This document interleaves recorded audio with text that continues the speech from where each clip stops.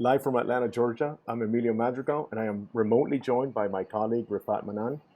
Today, we are delighted to host Dr. Fausto Rodriguez from the Johns Hopkins Hospital to present another digital slide seminar titled Surgical Neuropathology Pearls. We hope everyone had the opportunity to review the 8 whole slide images that were graciously provided by Dr. Rodriguez for this seminar. As always, you're more than welcome to ask questions by typing them as comments right here in the Facebook Live and YouTube watch pages, and we'll make sure to pass those questions along to Dr. Rodriguez at the end of the session.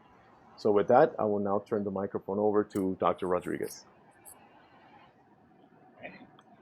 Well, thanks very much for the opportunity. I want to thank my colleagues, Dr. Manan and Dr. Madrigal, for organizing this session and giving me the opportunity to present some of interesting problems that we deal with on a daily basis in surgical neuropathology.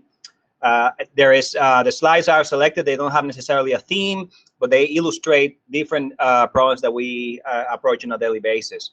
So we'll start with some clinical history in the form of a PowerPoint, and brief. Some of these have scans, and we can go over those as well. Dr. Laura Wood, you have a call on 13303. Dr. Wood, you have a call on 13303. So we can.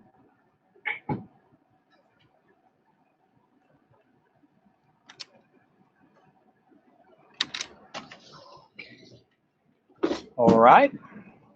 So let's move to the next slide. Okay. So yeah, let's move into the case number 1. Very straightforward, 64-year-old woman. I will also add that this patient had a remote history 10 years ago of surgery for a tumor, a primary CNS tumor, and this then subsequently came out for frozen section. And you see the first slide that we have is a smear, and we use a lot smears in surgical neuropathology at the time of frozen section. If you have scanned material, I encourage you to use it because you can, most of the evaluation that we do in surgical neuropathology will need special stains and optimally preserved tissue. But you can have, at least with a smear, is a very powerful tool that will give you at least a preliminary to allow the, in the context of everything else, allow the surgeon to proceed with what they need to do. All right, so here we have a cellular smear, low power. The first step is to say, well, whether you have something that sometimes is referred as lesional, and we can go even beyond lesional. We know that we're probably here dealing with a tumor. There's nothing reactive that will look like this. And then when you are at least in tumor, you can start saying, well, what camp you are. And in surgical neuropathology, you have to think about metastases are common, then primary glial tumors, meningiomas, etc. Something that is very helpful in the smear, it can be very guide you quite a bit, is the background. So here you have a lot of cells that have a hyperchromatic nuclei in a fibrillary background. And when you see that, that tells you that you probably are dealing with something glial. Okay.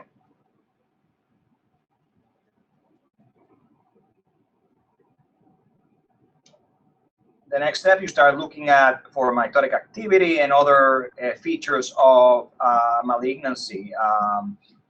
Necrosis, you have to be very careful because you have a lot of eosinophilia in acellular areas that can mimic necrosis, and probably they're not. So there's something to be careful about. Now, we are a glioma, and the patient had a history, so we had a little bit of an indication of what it was before. But if you see the cells, you can start thinking about they're relatively monotonous, and you can argue there's variability, but there's no real variation in cell size necessarily. And you have something here that is characteristic in this context, and I'll show you the H&E in a minute. But these cells are arranged almost in knots. You have like round cells arranged in knots. And I'll show you what this corresponds to in the H&E. So now we have an optimally prepared section, which was possible because we were able to save material and not freeze everything that we received. So that's the main tool here. Say we have diagnostic material and we are preserving material for the next day, and this is your next day slide. So we know now, we are confident we are dealing with a glioma, and you do see a lot of round cells. We have an entrapped neuron here, so that tells you that you're dealing with an infiltrating glioma. So the first step is glioma. Now we're going to infiltrating. It's cellular, but we're not seeing that much for mitotic activity. Maybe one here. Actually, when we say it, the mitosis started coming out. We had an occasional mitotic figure. This is actually oligoendoglioma, WHO grade 2. Okay. And you can have some mites, so a few mites is okay.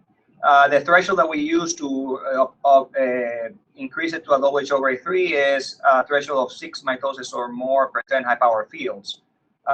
Or sometimes you can have endothelial cell changes, endothelial hypertrophy or necrosis. Those things are other worrisome features, but those are the things that this one is okay, still a grade 2. And it tells you that the prior diagnosis 10 years prior was also a grade 2. And these can stay grade 2 for a long time. It's so important to know, particularly when they've been treated well at the first time. So the idea is that they're not curable, but they can have increased survival. Okay, now we'll discuss a few issues with the upcoming classification. We have the scans here on this patient. So you start seeing this patient has showing several sequences. You know that you have a large abnormality that's involving the left hemisphere, fairly superficial in expanding the cortex, but also fairly large. And you see that there's some enhancement in the T1 post contrast. Basically, you have some areas that are whitish. This is very little, so you might think that this may be transforming, but we were still not completely at grade 3 in most of the places. Although let's see. Let's move to the next one.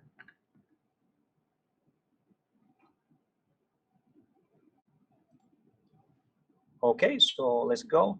Yes, so we were at a oligoendoglioma, and this is the complete diagnosis now by WHO standards. You need, for the new WHO, you need what you conventionally think about oligoendoglioma. You need the presence of IDH mutations and the presence of a 1p19q co-deletion. So, and we'll go over the classification next. So this is the WHO classification of gliomas. Now, you know, in the 2016, the CNS classification started to mirror a little bit what's happening in hematolymphoid area, and what you're seeing is that you're starting to include really relevant molecular findings into the diagnosis. One of them in particular is the IDH mutation. So all the diffuse astrocytomas are qualified as IDH mutant or IDH wild type. You also have some room for NOS in the cases in which they are incompletely characterized. For whatever reasons, you don't have enough tissue, or you don't have your laboratory doesn't offer it. Your oncologist may not be doing very much after your diagnosis. So there are many reasons why it might not be characterized. So there's room to leave it as NOS. So, but if you are able to, the encouragement is to really at least test for IDH in many of these diffuse gliomas. There are a few new groups, categories like diffuse midline glioma, which we're going to discuss a little bit more. And again, oligoendoglioma has not only IDH mutation, but 1p19q co-deletion, and you need that for your typical, for your real, what you think now as classic oligoendoglioma requires both of these. All right, so that was case 1. We'll move into case 2, which is also will cover some related features. So we have a 62-year-old man with stable left insular brain lesion for 3 years.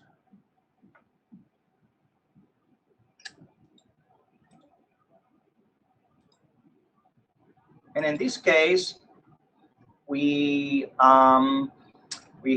starting from the permanent section. So this is an optimally processed section, and you are seeing hypercellularity, infiltration, you can say, well, probably it's very similar to what we saw in the previous one, right? Now, we know for a fact here that this is infiltrating, and sometimes it's difficult to assess in small biopsies, but here the H&E you're seeing all these linear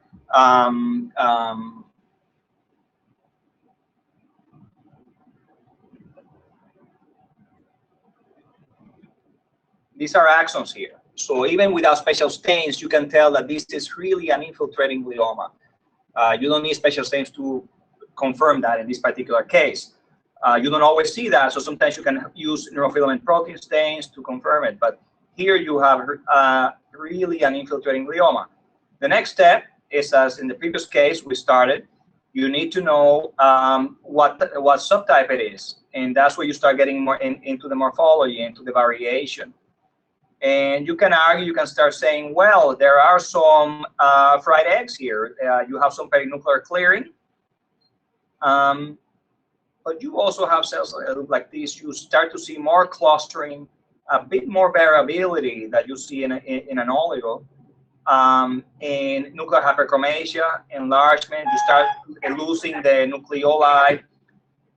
So this is, in practice, many of these cases are difficult, and you have to wait many times for the ancillary stains, at least the first immunophenotype.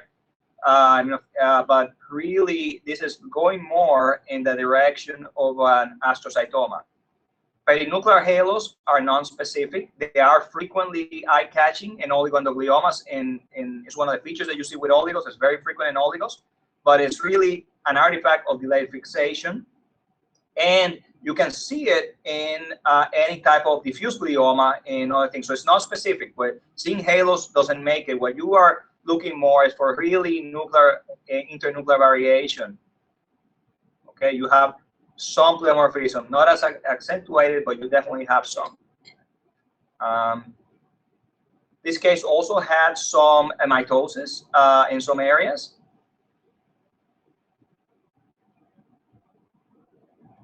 At least in some of the slides.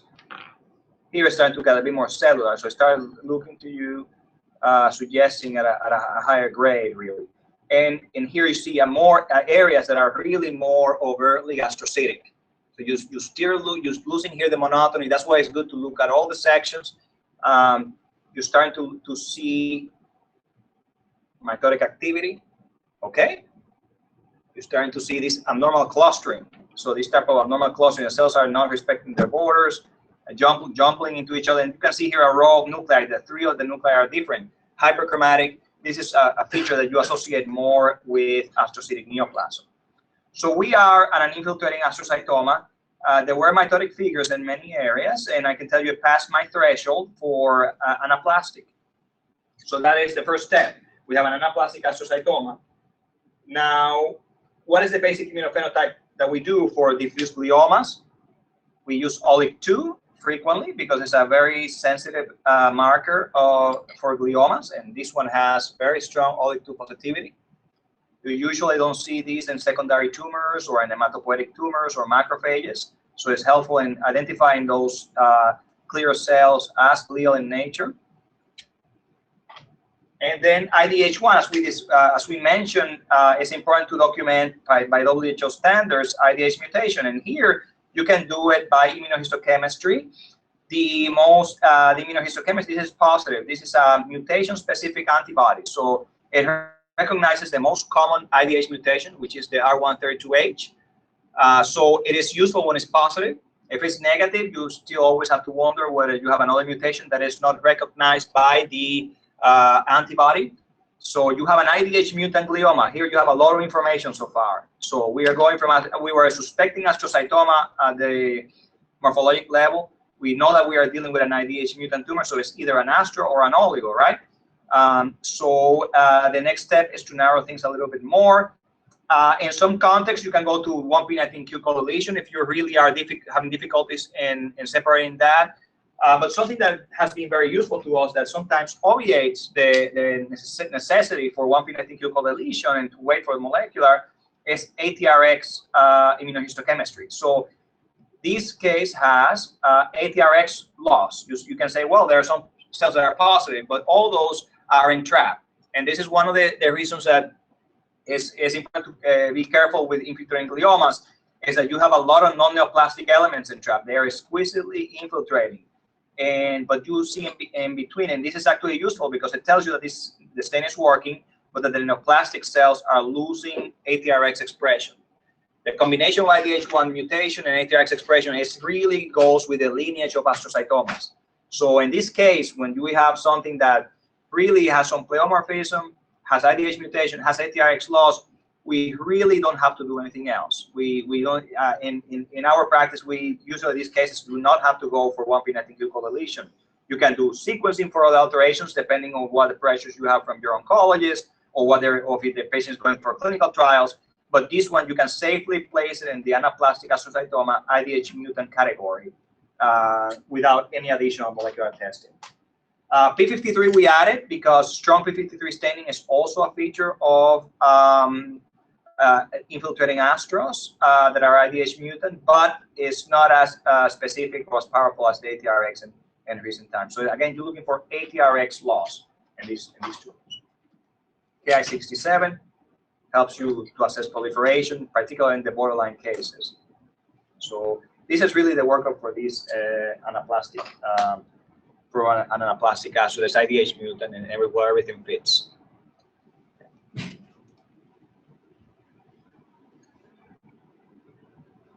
Okay.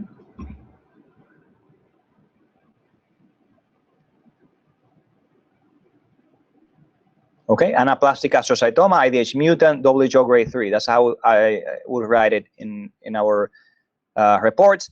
Now, the preoperative imaging is very important, particularly at the time of intraoperative consultations.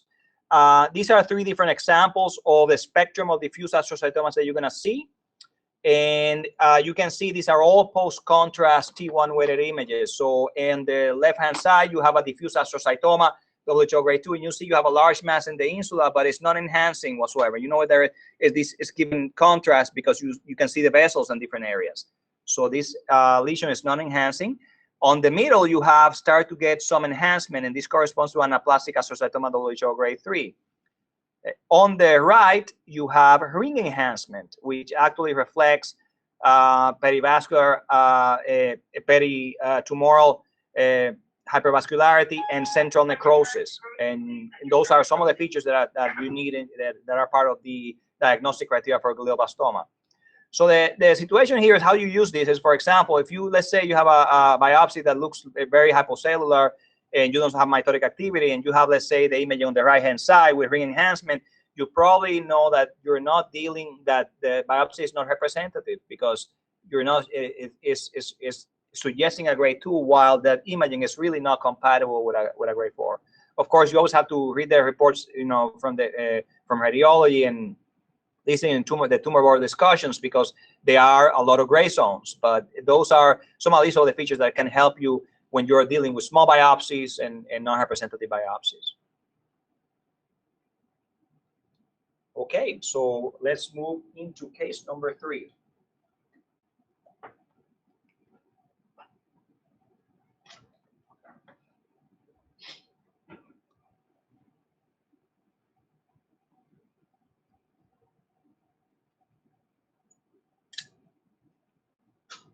So we have a 60-year-old man with progressive headaches and dyspraxia. Had this irregular contrast-enhancing mass in the right temporoparietal region next to the lateral ventricle. And this is relevant. The patient had a week of steroid treatment before the biopsy. And this is something that is very common on patients that have cerebral masses. It's a very useful tool to treat edema, patients that have increased pressure, intracranial pressure. So this is given very frequently to patients that have masses. And this is the slide that I'm sharing with you. And I have to tell you, this was a very challenging case when we saw it.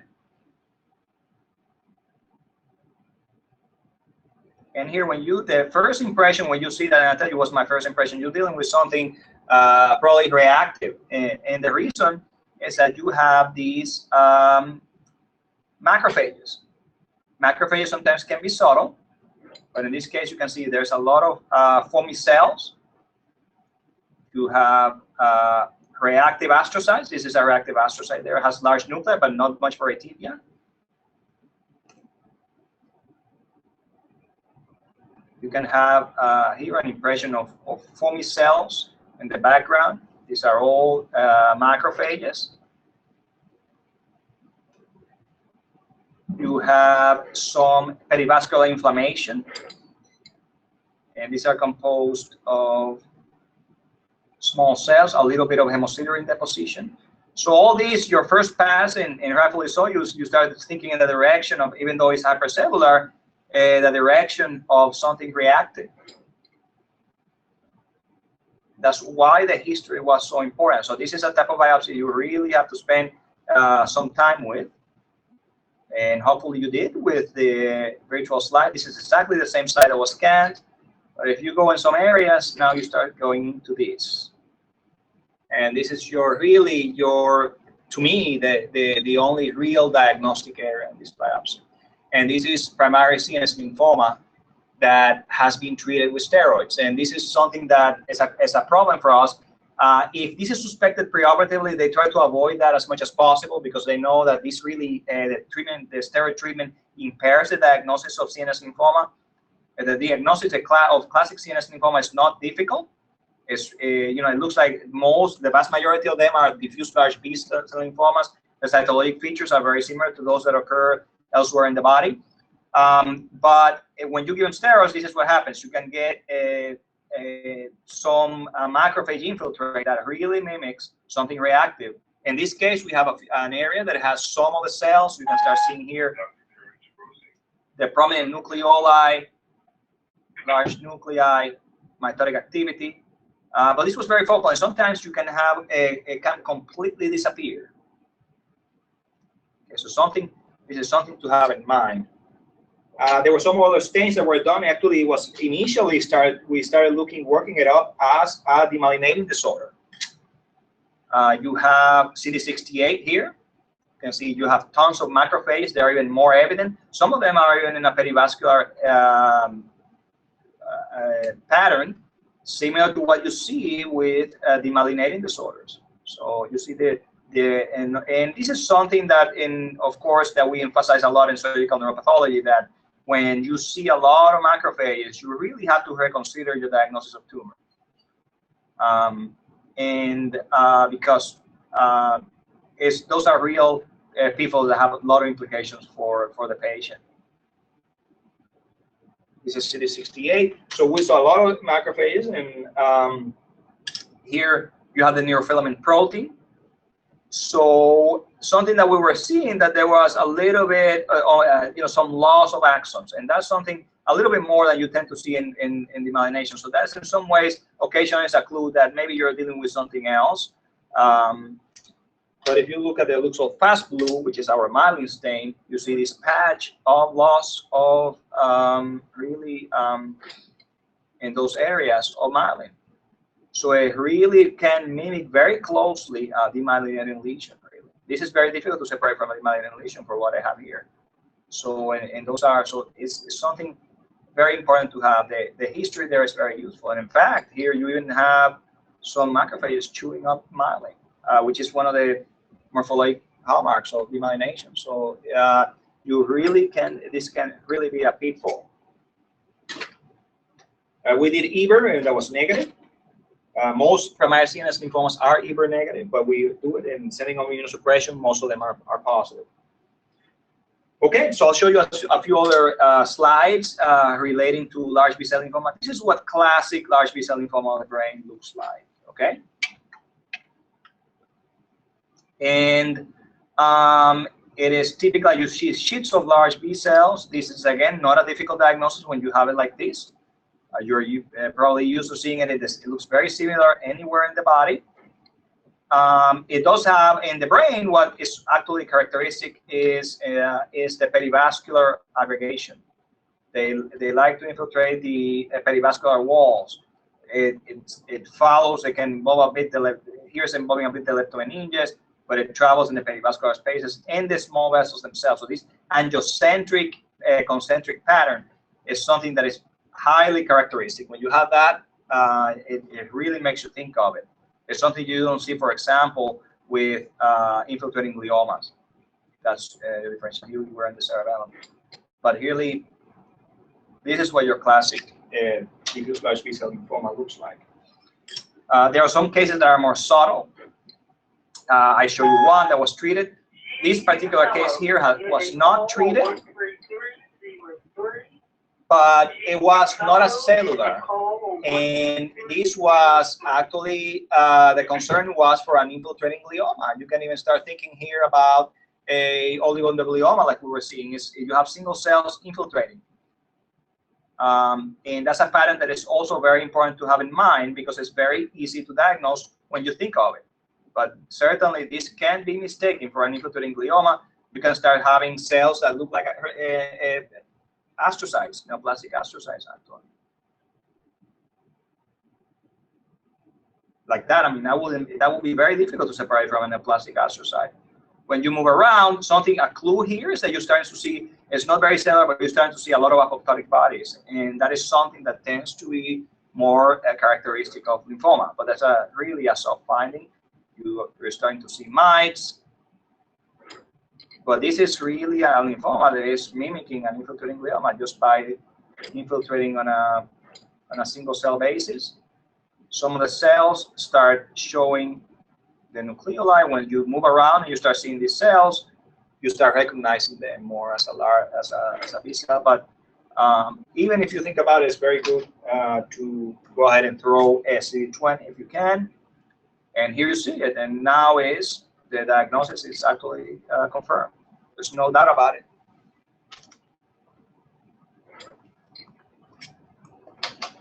Just briefly, a few additional thoughts on demyelination. This is just to show how it's different from what we're seeing. It's very difficult because one thing here, this is a classic case of demyelination. It's an older slide. But what you see is something that is very typical. It spares the gray matter. Here's the gray, you see the cortex on top, and basically stops there. It's mostly a disease of white matter. You have wall-to-wall histiocytes. You do have a sprinkling of reactive astrocytes in the middle. Some perivascular inflammation, but we saw that in our previous case. But this is really something worthwhile recognizing. You can have mitotic activity even, so it's something to have in mind. But this is more of a classic case of tumefactive demyelination. So when you have macrophages, look carefully around, but if that's all you have, start thinking about more something reactive rather than neoplastic.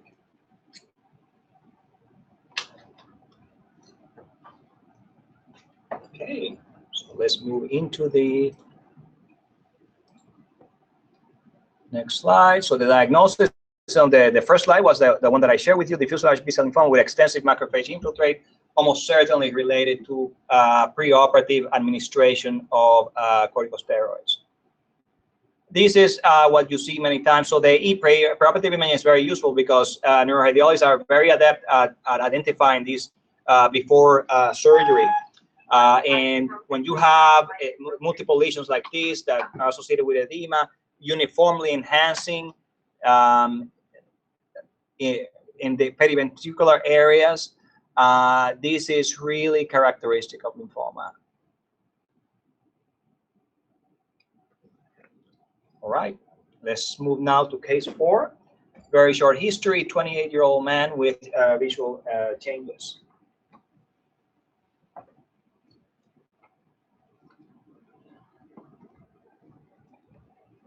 And actually, we can move to the digital slide to see the imaging, the preoperative imaging. Here it will be useful to see the imaging. In particular, this is so. This is what we had. It was actually referred to us as a pineal region mass, and you can see it's a large masses involving several structures there. You see in the T1 post contrast is enhancing. And it's right, it's of course in the early pineal, but it's also involving probably adjacent structures. This was actually very useful in this case.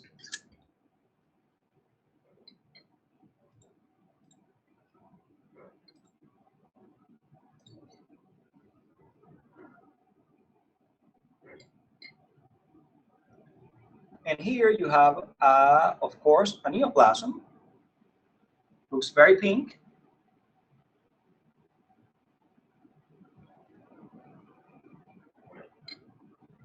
You can even argue you are starting to see some halos here, but again, the cells are more oval than round. Oligoendoglioma is probably not a consideration at this site. Oligoendogliomas tend to be superficial and hemispheric. This is really a deep lesion. So you probably when you have that, you have to start thinking in an infiltrating glioma that you're actually doing with something bad. Dr. Kern, you can call on 13303. Dr. Kern. Or the cells, so again, perinuclear halos, and that's something else I want to emphasize. Perinuclear halos are non-specific. You can see it in many different tumor types. They're common in infiltrating gliomas. They're more common in oligos, but you see it in other tumor types as well. So this was a tumor relatively moderate cellularity. We were concerned about the location. And in these cases now, something that we do is another mutant-specific antibody.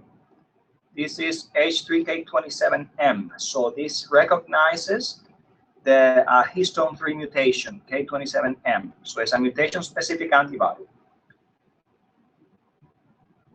And now the preferred term for this, and this is actually a category on its own on the 2016 WHO, is diffuse midline glioma H3K27 mutant. So these are grade 4 by definition, regardless of the histology grade.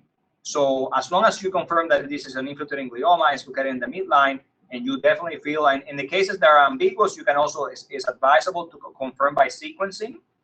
But this characterizes the diffuse midline glioma, and regardless of the mitotic activity and everything else, you can place it in a grade 4 category.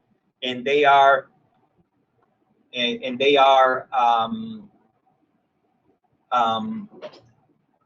have a horrible prognosis.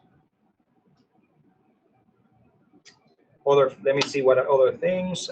We have here OLIG2 here. They are frequently OLIG2 positive. Again, it's a nice glial marker. It's OLIG2. Let's see. K67. You have areas of increased cell proliferation, so it's certainly consistent with a high-grade glioma. Sometimes the proliferation is variable, can be high, can be low. But these are really bad actors. As far as where it's arising from, this mass, if you look at other images, was also involving the brainstem. It was involving part of the midbrain.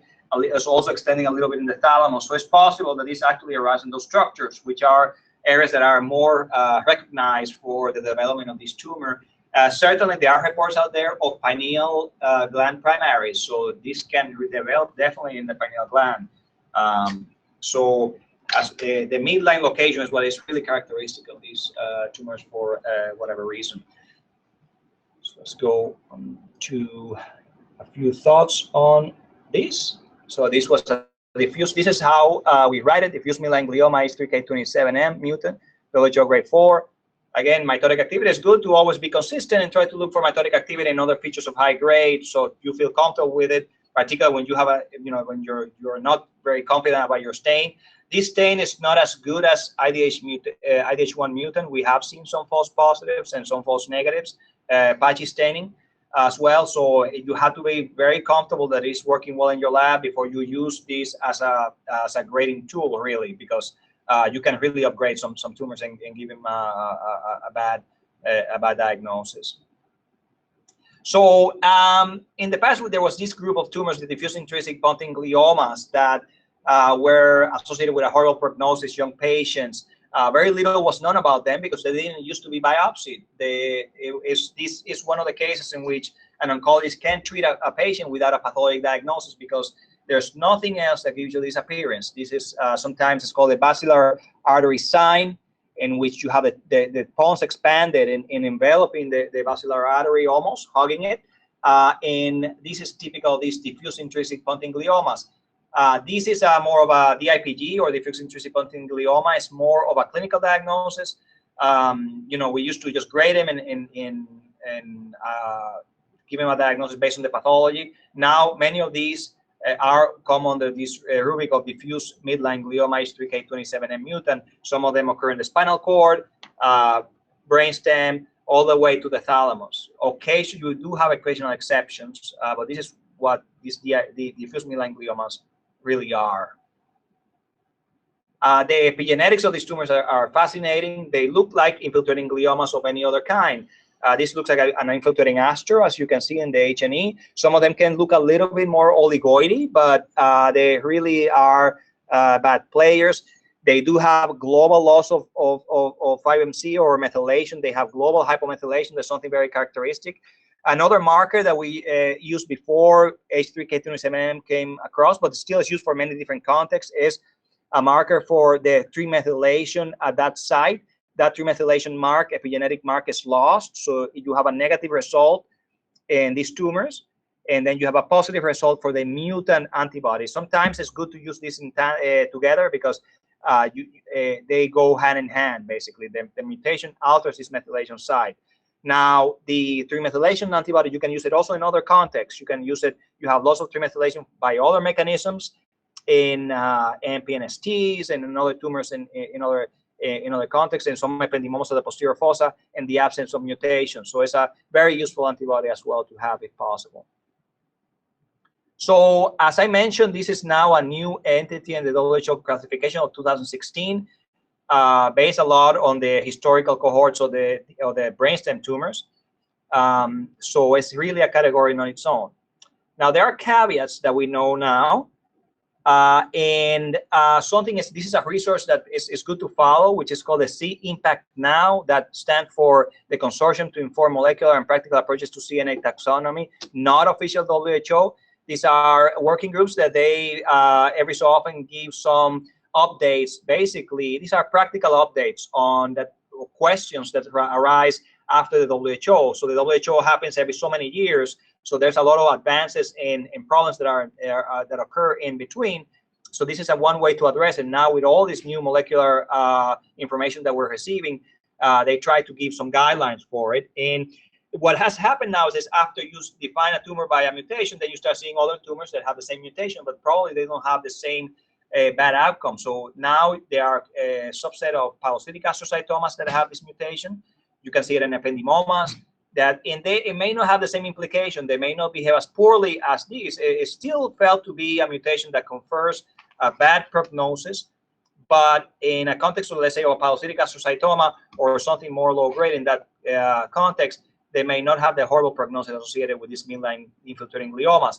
So the consensus now for this impact now is that the advice is that the term diffuse midline glioma should be used to tumors that have the mutation, but that are diffuse midline gliomas and H3K27 mutant. So you need to have all the information before you give them a definition of a grade 4 tumor, because there are a lot of other tumors in which you can see the mutation. All right, so let's move now a little bit outside of the brain and the surface of the brain to case 5.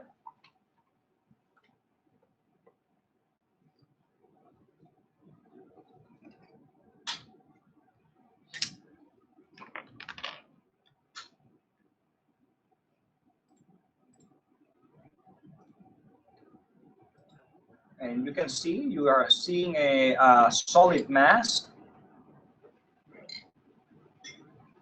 with whorls, right? So this is not very challenging. This is something that is in some ways easy to recognize. Whorls, solid mass associated with dura. You're dealing with a meningioma, and probably with one of the dozens of variants of meningiomas that you can see. So there's a lot of morphologic variation in meningiomas. But when you're dealing with a solid mass in the dura, it's almost always a meningioma until proven otherwise. So here we do have a morphologic, of course, diagnosis of meningioma. The next step is what is the subtype? And something that may have catch your eye is these pink little spherules. And it's critical. The first thought when you see it is whether this is a samoma body. And you can have, because samoma bodies are frequent in so many meningioma subtypes. But these are not samoma bodies. Samoma bodies are calcified. They're blue and laminated. They occur in the center of these whorls. These are almost look like they're plugged in the center of the tumor, right? I mean, they're variable size. They're pink. The color, I want to emphasize that because they really catch your eye. So this is what recognizes the secretory variant of meningioma. So it's a specific variant of meningioma based on morphology. Grading, you do the grading as you will do any other meningioma variant. There's no real grade that is assigned by definition to these tumors. Now, that being said, most of these are grade 1, but you can see they can be grade 2 and 3 as well.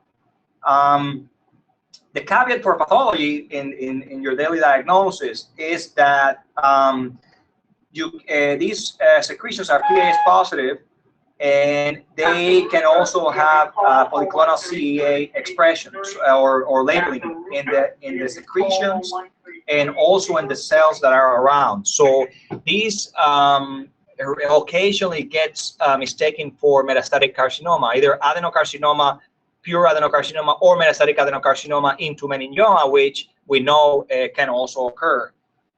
So it's one of the caveats that you can have a lot of keratin expression, polyclonal CEA in these tumors, but they are expected in this meningioma variant. You can occasionally see it in picking up in smears.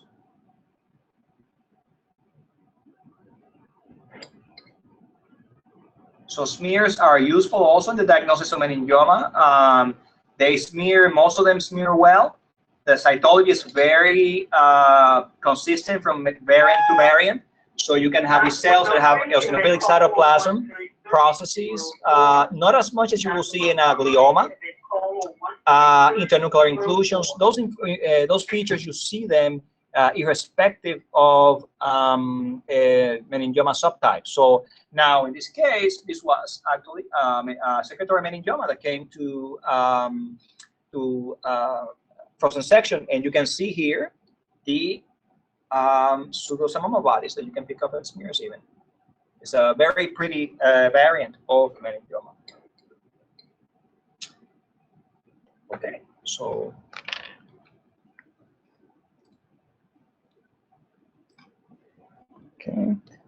so the diagnosis is secretory meningioma. This one was a WHO grade 1. There was not increased mitotic activity or other worrisome features regarding grade. So what do we know about it? They have a slight predilection for women in some studies. The pseudosamoma bodies are the diagnostic component of the morphologic finding that is diagnostic for these tumors. They may be multiple, as we showed. They are not associated with whorls. They are PAS positive. They can have epithelial markers.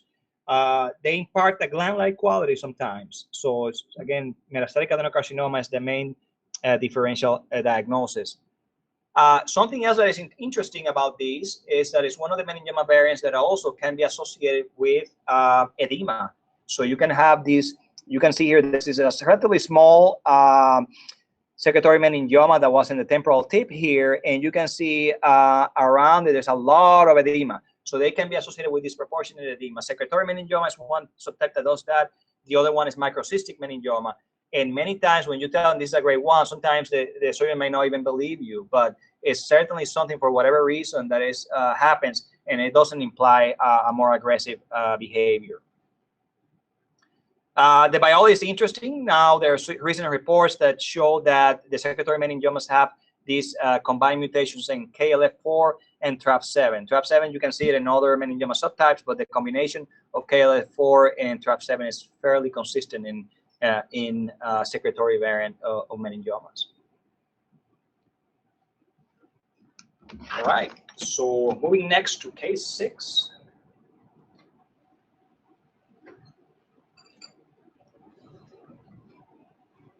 So we have a 45-year-old male with seizures. And this was an interesting case because it came as a surprise in frozen section. There was a concern that the patient had an abscess or a tumor. So, but this is what came out. And actually, this is the actual frozen section. Came out very intact. And of course, got the surgeon very excited. And if you start seeing high power, you start seeing inflammation and a bit of even fibrosis. You say, well, probably you're dealing with something inflammatory, reactive, and that was the case. But you also have something in the middle, and this is a cystic circus. This was actually not suspected preoperatively, so they were concerned about something worse. But again, the morphology here is unescapable, and you really have cystic circus here. This is the slide, or the permanent slide that scanned for you, that which highlights the structures, the gut, everything a bit better. But there's something to have in mind that you can see in the CNS from time to time. So it's more frequent in other Latin American countries and some Asian countries as well. On occasion, we see them in the US.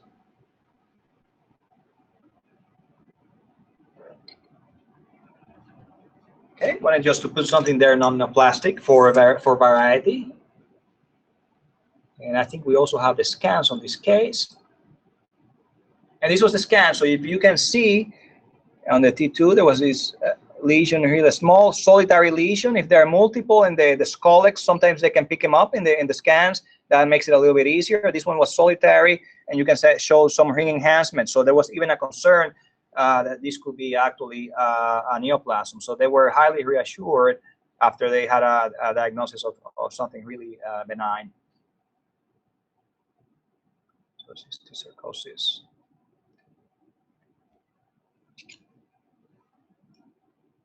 Next case. So moving into case 7.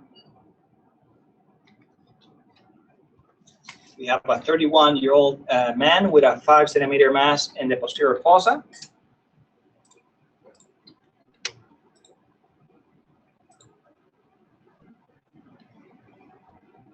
And this is what you have.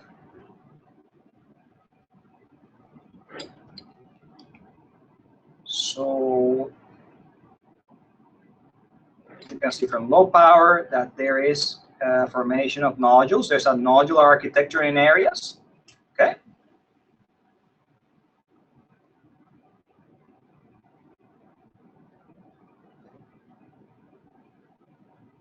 And in between the nodules, you can argue that there are cells that are actually infiltrating a single cells. A bit subtle, but you can argue that there's also an increase in collagen surrounding the cells. You can pick up quite a few apoptotic bodies. So you do have, this is a feature of this tumor. You can see here mitotic activity in which you have a lot of proliferation in the internodular regions, while the nodules tend to be a bit more differentiated. And what you have in the nodules is similar cells, but forming probably with some neuropil. It's a reflection of neuronal differentiation. So this is actually a medulloblastoma. The main point of this case is that medulloblastomas do occur in adults rarely. So it's important to have an open mind when you are dealing with a tumor in the cerebellum. Of course, as long as you exclude other round blue cell tumors, metastases, etc. This case is a bit more easier to put in that category because you have the nodules. And this type of nodular architecture, you usually don't see it in the medulloblastoma mimics. So, and in fact, in adult medulloblastomas, the most common subtype is the Sonic-Hedgehog activated molecular subtype, which most of the nodular desmoplastic medulloblastomas are, if not all. So this is the H&E. We have now how do we address the different subtypes now? You can do it molecularly through nanostring, gene expression. You can do it by a combination of other techniques. You can start from immunohistochemistry, and I'll cover some of these. This tumor had immunoreactivity for GAP1. It's your GAP1, particularly in the nodules. Dr. Karakian, you can call on 133. Then you have JAP1, Dr. Karakian, which gives you staining, which is variably cytoplasmic and nuclear.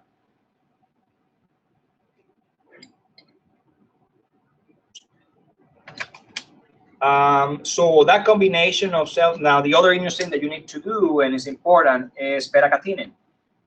And here you see it. It has this conventional or normal cytoplasmic to membranous, mostly membranous staining. That's normal. And that is to exclude the Wnt-activated medulloblastoma, which actually has nuclear staining. So, and actually has a much better prognosis. So it's important to identify. So this is the set of stains that you may do to get at least an initial feel for the subtype. We know here there's another desmoplastic. We know that it's staining for the markers for Sonnich hedgehog, so we know we're in the right direction. The last one you may do on occasion is P53, because Sonnich hedgehog activated medulloblastomas that have P53 mutations have a very poor prognosis. They are rather aggressive tumors. They are separated in part of the WHO. This one has rare cells here and there, so I'm not very impressed by it. You want to see probably very strong uniform staining. And actually, that subtype with P53 mutations is relatively rare in the adult population. So this is nodular desmoplastic medulloblastoma, Sonnich hedgehog activated. Can move. Okay. So medulloblastoma, we know now that medulloblastoma is represents at least four different diseases. So and this is there have been several different molecular subgrouping that have been attempted, but this is one that has more consensus. And we have the Wnt subgroup, which I mentioned has the best prognosis, as recognized by nuclear beta-catenin presence, beta-catenin mutations, and monosomy 6. Sonnich hedgehog, and actually the Wnt has the best prognosis. These tumors are actually part of several trials that are happening in which the patients may even get less aggressive therapies because they have a very good prognosis over time. The intermediate prognosis is the Sonnich hedgehog, which this is, again, is one of the most common patterns that you see in groups that you see in adults, but and it's characterized, like I mentioned, at the immunohistochemical level by GAP1, JAP1 expression. They also have patch1 or small or SUFU mutations. So they have alterations in that activate the pathway. Then you have the group 3, which that has the worst prognosis, and they frequently have MYC activation. And finally, you have the group 4 that have isochromosome 17q and other alterations. So this is the more recognized subgrouping of medulloblastoma that is happening. This can be the subgrouping can be done molecularly using nanostring. But we initially start with a panel of immunostains using the recommendations by David Ellison using GAP1, JAP1, and beta-catenin, which allows you to subdivide the tumors into Wnt, Sonnich hedgehog, and then non-Sonnich hedgehog or Wnt, which are the ones that basically group 3 and 4. To further subdivide that, you need probably more molecular studies. These are some examples of Sonnich hedgehog activated that has GAP1 and JAP1 expression. And this is a illustration of the Wnt activated medulloblastomas with nuclear beta-catenin labeling. They also tend to have monosomy 6. There are many ways you can test for that. You can test by FISH. Here we test by SNP array, and you can see the whole loss of the whole chromosome 6, which corresponds to monosomy 6, which is frequent in these Wnt-activated tumors. So that's another addition to the WHO of the 2016. The embryonal tumor subgroup has become fairly complex. but it has some flexibility. So medulloblastoma, you can either define it genetically, as we were discussing, or histologically. Or if you don't have all the tools, you can still have an NOS category. And there are other embryonal tumors that occur that you have to be aware of. But it's an expanding classification, given that many different molecular alterations are associated with different prognosis. So the histologically defined medulloblastomas have the classic desmoplastic nodular, which we had, medulloblastoma with extensive nodularity, and the large cell anaplastic, which has a bad prognosis and associated with either TP53 mutations in the Sausage Hedgehog group, or more commonly MYC amplification.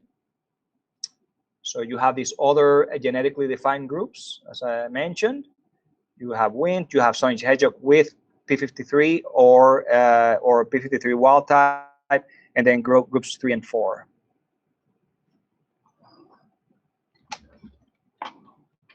Okay, let's move into the last case. We have case 8, 34-year-old woman with a sellar mass. A sellar region is a frequent location for specimens to come to surgical neuropathology.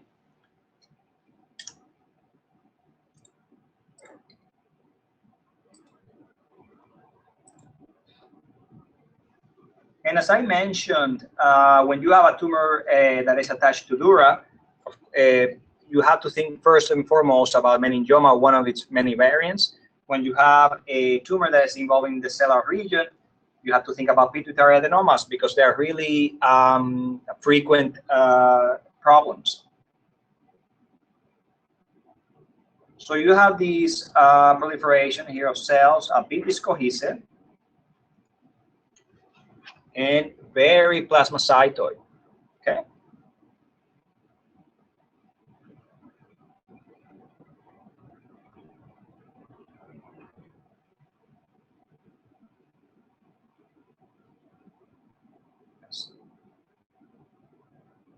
So here you do have a differential. You still have, of course, are thinking about a pituitary adenoma, but also you have to think about something hematopoietic. You can have plasmacytomas developing in the cella. You can have either in the cella proper or by extension from overlying bones. But certainly you have to make an effort to assess the specimen for the possibility of an adenoma variant.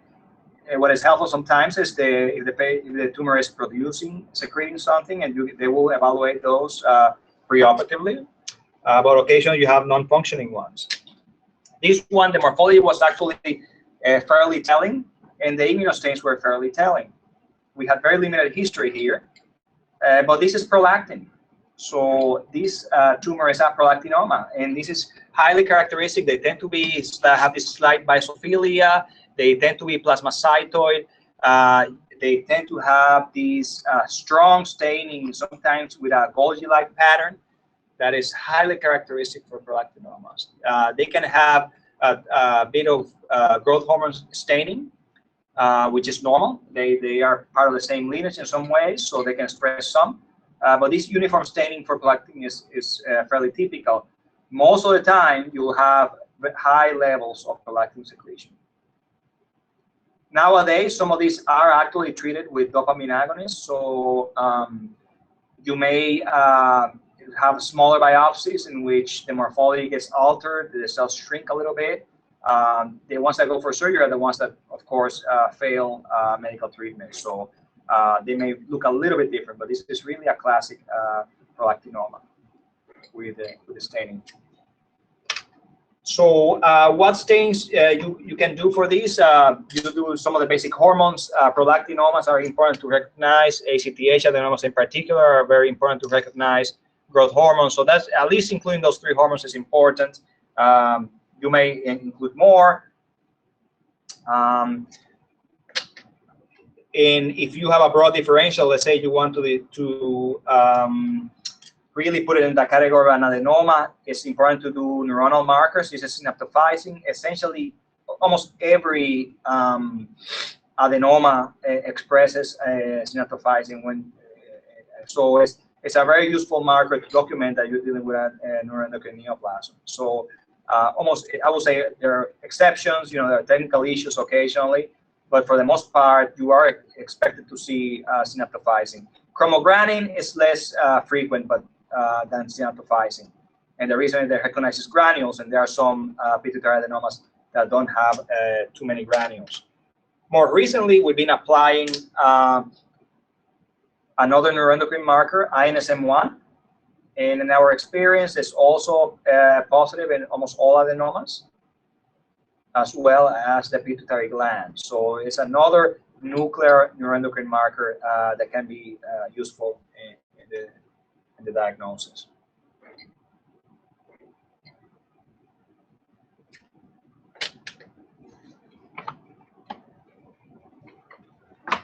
Okay, so I think that's all we have for cases. We're going to proceed next with some multiple choice questions that can be helpful, highlighting some of the pearls that we discussed here today. So I will proceed with reading the questions and giving a pause, give you time to think about it, and then I'll go with the answer. So we have 5 multiple choice questions based on the cases that we looked at today. The first question is: a firm or reproducible diagnosis of oligoendoglioma at the present time, based on the WHO recommendations, requires, and you have A, B, C, and D, E. A, an infiltrating process involving the cortex, chicken wire microvasculature and calcifications. C, perinuclear halos and an infiltrating glioma. D, the identification of both IDH mutation and 1p19q codeletion. And E, the identification of 1p19q codeletion.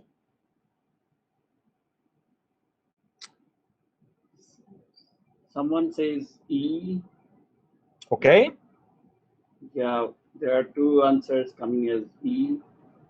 Another one, someone says D2. Okay. Yeah, there are more persons saying D, as in David. More D. Okay. Well, good. So actually, yes, the answer is D, and that is now. It used to be that you could get by with the morphology and 1p19q, but really the situation there is that you can get sometimes non-specific deletions in 1p19q. So the combination of IDH1 and 1p19q codeletion, those 2 together are needed for that diagnosis. You'd have to put it in the diagnosis of oligoendoglioma IDH mutant 1p19q codeleted. Again, the WHO allows for an NOS category when you are unable to complete all the workup that is required, or you have ambiguous results. And the other caveat is oligoendogliomas in children that frequently lack IDH mutation and 1p19q codeletions. They probably represent other entities. Now we know that they have alteration in other genes, but they may resemble morphologically adult oligoendoglioma. But for adult oligoendoglioma, it requires both of those alterations. Question number 2, the main morphologic findings separating anaplastic from diffuse astrocytoma is A, endothelial hypertrophy, B, microvascular proliferation, C, mitotic activity, D, necrosis, and E, nuclear pleomorphism.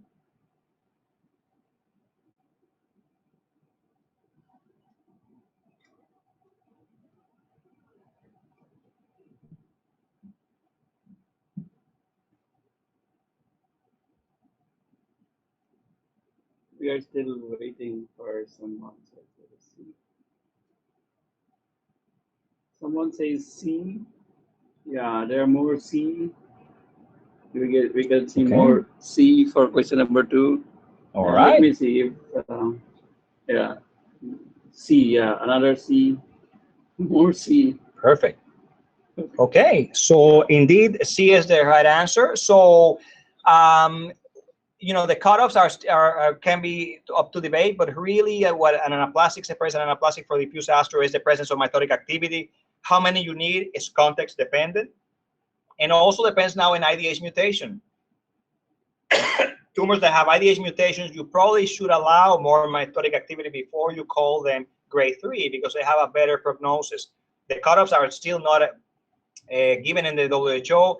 In my practice, if I start seeing in the whole tissue, if you have a decent normal amount of tissue, if you start seeing 5 mitosis or more in the whole tissue, many times I'm inclined to call those anaplastics.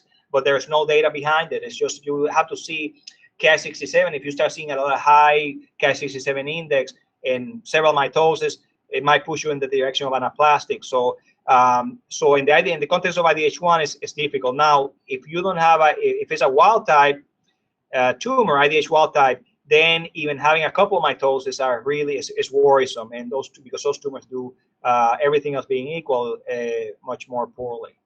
But that is the criteria. The presence of microvascular proliferation or necrosis is the criteria for glioblastoma.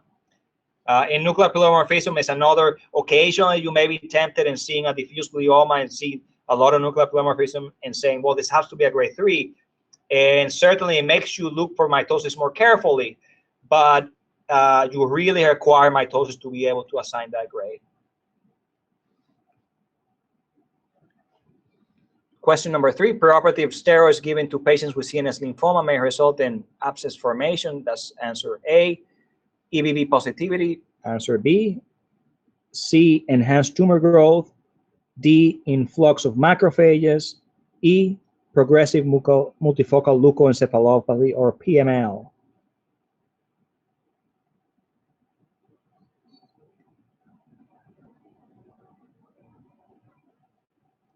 I think we have got some D coming up.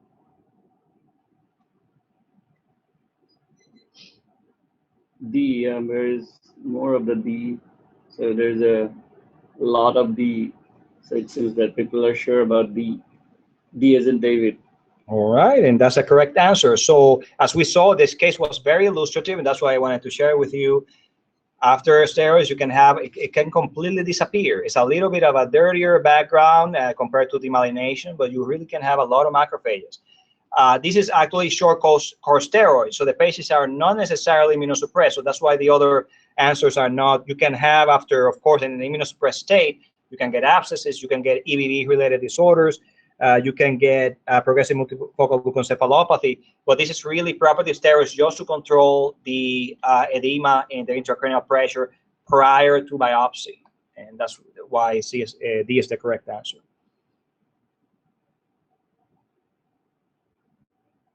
Question number 4. The secretory meningioma variant is distinguished by the presence of intranuclear inclusions, which is A, B, meningothelial whorls, C, myxoid stroma, D, samoma bodies, E, pseudosamoma bodies.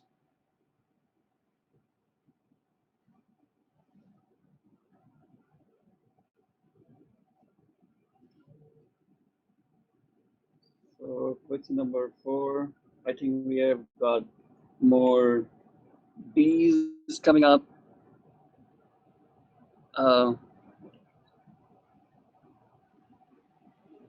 Yeah, there is more E now.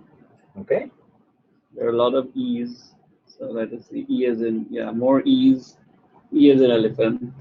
Right. I think people are quite sure about E.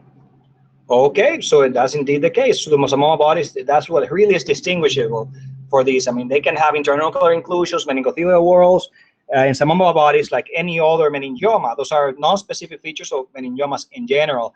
But what distinguishes the variant is the pseudosamoma bodies. Myxoid stroma, you tend to see it more in certain subgroups like the chordoid variant, but pseudosamoma bodies is what really identifies the secretory variant of meningioma.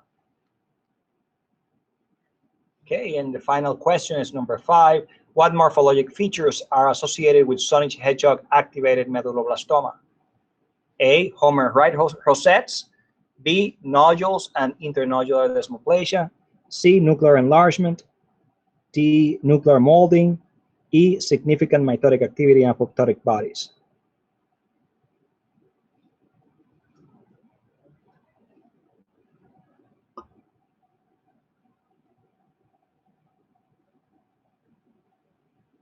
So I think some people are saying E. Okay, let us see. Question B. B is coming up, so there is more of B. Okay. Yeah, I think there is more B. Someone says E, but I think more people are in favor of B. And that's the correct answer. So remember, we discussed a little bit of the classification, which is complex. I encourage you to look at it on your own time. You have genetically defined medulloblastoma, and Sonic hedgehog activated is molecular defined medulloblastoma.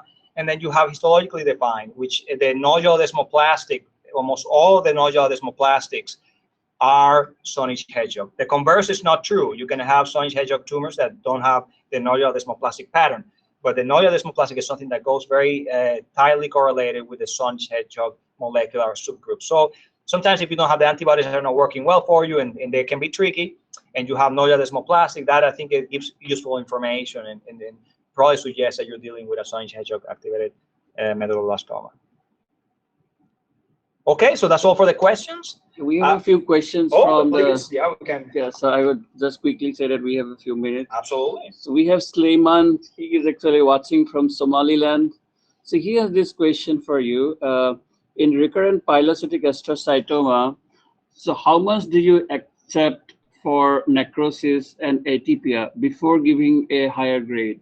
What are the caveats and what are the important things to consider in approaching such a case? Absolutely. So, so we're talking about pilocytic astrocytoma? That's right. Yes. So pilocytic astrocytoma is by definition WHO grade 1. So necrosis and everything else is really not it doesn't elevate the grade. It's different from diffuse gliomas, and they go in a predicted sequence from grade 2, 3, and up to 4 when you have an astrocytic tumor that ends up being a glioblastoma. Pilocytics are by definition grade 1. Now, there's this evolving concept, and there are, we've had some work on the what we call anaplasia in pilocytic astrocytomas. For that, we want to see brisk mitotic activity. This is recurrent pilocytic astrocytoma. For recurrence, you can have necrosis and everything else, and really the grade, it will not alter the grade. But if you start seeing a lot of mitotic activity, you can make the designation of anaplastic pilocytic astrocytoma with anaplasia or anaplastic features, however you prefer to phrase it, stating that it really probably may be associated with a worse behavior. It still doesn't have a WHO grade. Maybe it will be for the next WHO, but you want to see brisk mitotic activity. Necrosis by itself, it will. You can see necrosis up to 10-15% of pilocytics, and really it doesn't alter the grade or the outcome. Thank you so much, Dr. Rodriguez. There is one more question. Gokul is asking. So he says, will there be macrophages in all cases post-steroid or only in case of lymphomas? That's a great question. It's more of a feature of lymphoma because steroids are given very frequently. I don't know if there's a biological association with other tumors and steroids, but really we don't see it in many other. We really see it is in lymphomas, and you see all these apoptosis. They're really exquisitely sensitive to steroids, so that's why you see these macrophages coming through. But I'm not sure that they have an effect on other tumor types. So there is one quick question. Another Swaminathan Rajendran. He is asking, can we see primary CNS lymphoma in non-immunocompromised patients as well? Absolutely, and this is something that's important. It's really important to clarify. Actually, it's almost all the patients with primary CNS lymphoma are not immunocompromised. So they're more commonly not immunocompromised. You see it. They tend to be older. You can argue that age may have an effect on of course, on immune status, but they are not immunocompromised. So they're almost always EBV negative. But you can see them in immunocompromised patients, and when you see them, those are the ones that are usually EBV positive. I think, yeah, you wanted to. All right. Thank you. All right, so I wanted to just discuss that there are several surgical neuropathology resources that you can use. I encourage you to learn from cases. That's the best, as in any other organ system, looking at cases, thinking about it, asking questions. It's really the best way to learn. Look at the WHO classification. It gives you a common language to communicate, so we try to stay as close to that. You have the blue books, but you also have some very excellent review papers on the classification. Follow the impact updates on the molecular, where it addresses questions that arise after the classification happens. There are numerous textbooks out there. There's one resource that we have. I'm a bit biased, of course, but we have an app for iPad. It's part of the series from Johns Hopkins that covers, it has over 800 images, I believe. It covers, it uses a lot of the terminology for the current WHO, has scans, have some molecular images as well, and has several features in addition to specific categories. It has a teaching algorithm for diffuse gliomas based on all the features that we have discussed, astrocytic features, for example, mitotic rate, and you have illustrative cases at each node of the algorithm. So it's fairly user-friendly. You can look at tumors with IDH mutation and gives you a collection of images with small caps. It's mostly image-based, very small, not much for text, but mostly caps, and with different illustrations of the various entities, some radiology as well. And I leave it at that. It looks like I want to say that, you know, the internet has been, I call it sometimes as an evil tool, but it really, it looks like we can use it to start learning to diagnose. But of course, occasionally getting a second opinion is helpful. We have one more question. Sure. I think Nandita is asking from India. So she's a practicing neuropathologist.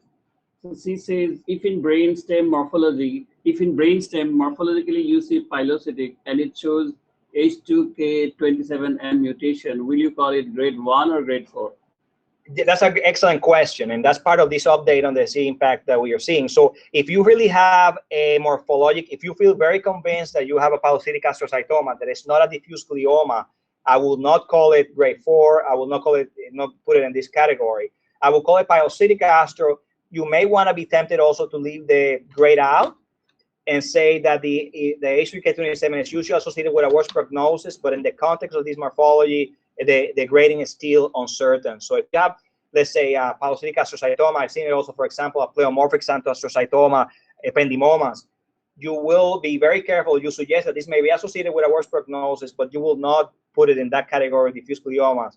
Recapping what we discussed in the recommendation for the C impact groups is you need to have a tumor that is infiltrating, glioma, midline, and have the mutation. You need all those features. Anything short than that, you have to go back probably with a descriptive diagnosis. Thank you so much, Dr. Rodriguez, for this excellent interactive presentation and presenting a very different variety of cases. And you would be very happy to learn that you had viewers from all over the world. We had people from Nigeria, Azerbaijan, Bolivia. In fact, I could count 18 countries, including US, of course.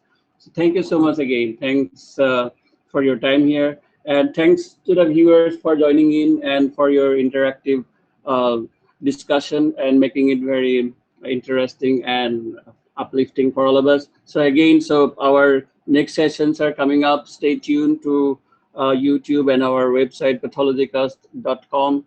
So thank you so much again. Thanks again. Pleasure to be with you.